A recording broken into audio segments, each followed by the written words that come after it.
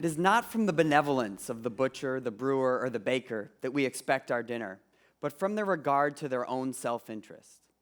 Now, if you've ever taken Economics 101, you've probably heard this quote from Adam Smith in his 1776 book, The Wealth of Nations. Even if you haven't taken Econ 101, you've probably heard about the invisible hand that results when everyone in the economy is following their own self-interest. So, where has this taken us? Well, Adam Smith is regarded as the father of modern capitalism because this is really underlying much of our economy today. And in 1820, 85% of the world lived on less than $1 a day. Today, that figure is down to 17%. The average person today is better off than kings of centuries past by certain measures, if you think about their lifespan or their access to information. Milton Friedman said that the only corporate social responsibility a company has is to maximize its profits. Or, as Gordon Gekko summed up nicely in the movie Wall Street, greed is good. So while capitalism has brought us incredible prosperity, it's also led to massive inequality. Right now we're at the point where the top 0.1% controls more wealth than the bottom 90% combined. It's no wonder that 51% of millennials in a recent Harvard University survey actually said that they no longer believe that capitalism is the best form of organization for our economy. Now, there's an alternate view of capitalism, and that is called conscious capitalism. Now, in conscious capitalism, there is a higher purpose beyond just making profits. They have a stakeholder orientation that, rather than prioritize the needs of the stockholders, balances the customers, the community, the employees, and the environment.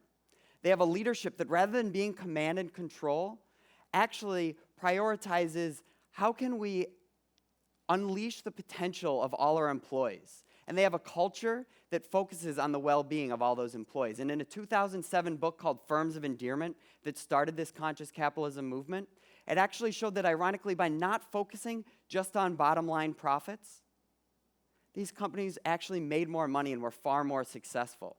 Companies that were included in the study actually were Wegmans and Southwest Airlines and Google. So how can we rectify these two different views of capitalism? Well, I want to invite you to think about the peacock. Now, why is it that the peacock has such a large tail? Well, it's to attract a mate. Now, a peacock's tail is generally a pretty good approximation for the overall health of the peacock. It's been well fed. So the peahens, without being able to take all the peacocks to the doctor for a full checkup, they can just look at the most visible sign of their health, which was the tail. But over successive generations, as those tails grew larger and larger, the peacocks were actually incentivized to shift more and more of their metabolic energy into the tail and away from other aspects of their health.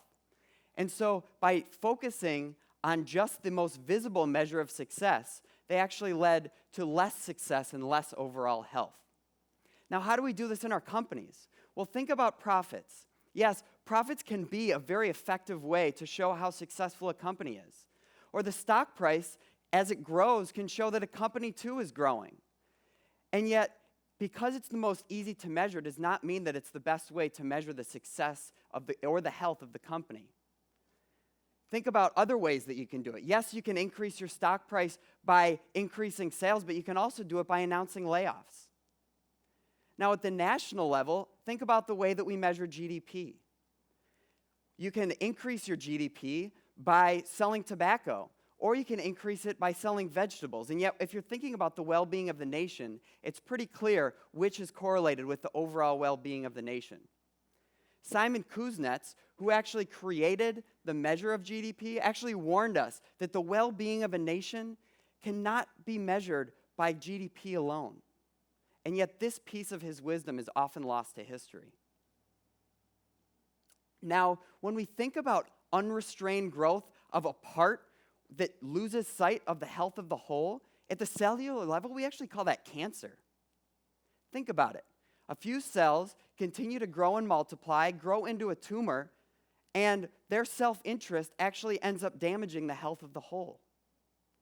Now, how do we do this sometimes in our companies? You know, if you actually recognize that there are cancerous mutations that go on in our cells every single day, And yet we've evolved a mechanism for dealing with many of these otherwise unrestrained cancers. Our immune system evolved to take care of that unrestrained growth. Adam Smith actually recognized this. He actually said in a less read book called The Theory of Moral Sentiments, he said that to restrain our selfish and to indulge our benevolent affections constitutes the perfection of human nature. Many of us probably haven't heard that quote from Adam Smith.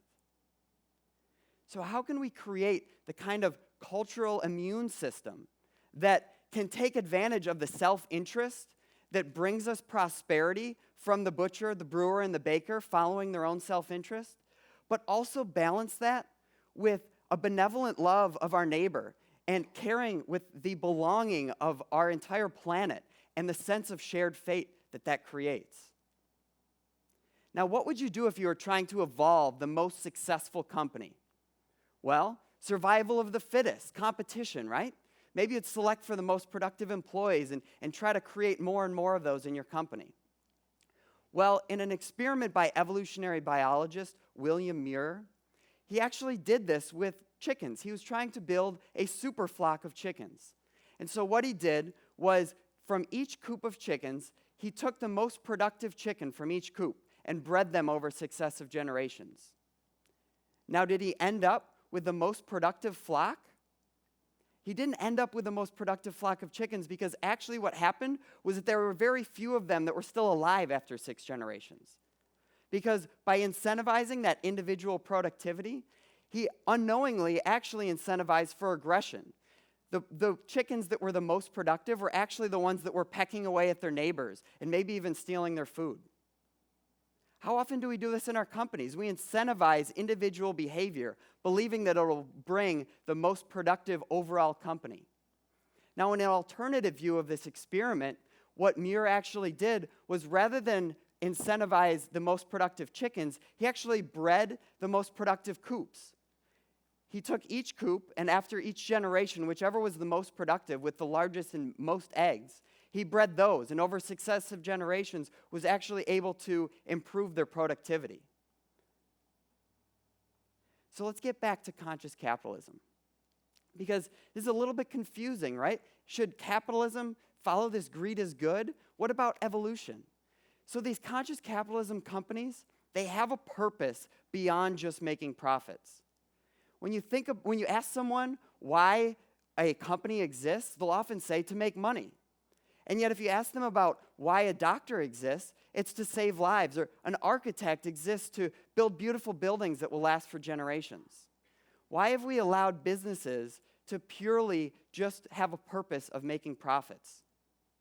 Similarly, when you think about the stakeholder orientation of a conscious capitalism company, rather than just focusing on the stockholders, rather than just focusing on profits and stock price to grow the largest tail, because that's the most visible, what if we instead measured what matters? What if we balanced the needs of the customers, the community, the employees, the environment, this whole system that surrounds and supports the company? Additionally, these conscious capitalism companies use the evolutionary wisdom of those chickens. So they have a leadership that creates a culture that takes care of an immune system, that takes care of those unrestrained self-interests before they become cancerous. These conscious capitalism companies have created, over the long term, the way to survive. Evolution is the longest running experiment in history. And over such a long longitudinal study can reveal some great truths. Now, should we throw out this survival of the fittest competition view of evolution? Well, not so fast. Because the Latin root of the word competition is com petire. Petire means to aim at, to seek, or to strive for. And com means together. So to compete is actually to strive together for our shared success. And nobody ever said that survival of the fittest meant to peck away at your neighbors. What if instead of survival of the fittest being survival of the winner, what if it was actually survival of the most cooperative? Now, as we're thinking about how we can evolve business, What if we evolved business to take advantage of the self-interest of the butcher, the brewer, and the baker to bring us prosperity? But we also had a love for one another and a sense of shared purpose and shared prosperity that could reboot capitalism through the evolution of business. Thank you.